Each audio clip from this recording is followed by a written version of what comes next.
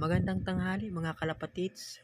Narito kami ngayon sa Aroma Beach, Naik, Cavite. Magpapakawala tayo ng mga kalapati natin, guys. Kasi kailangan natin silang i-train para masanay sila sa liparan. Dahil darating na yung karera. Kaya kailangan natin silang ihanda, guys. Ayan na. Lumipad na sila, guys. Oh, ayan. Ayun, pumuntok na ng lipad. Hindi mo na makita, guys. Napakataas lipad. Ay, hindi na sila umikot pa. Dire-diretso na sila umuwi. Yan, guys, ang aking mga linyada ng aking kalapati. Talagang umuuwi.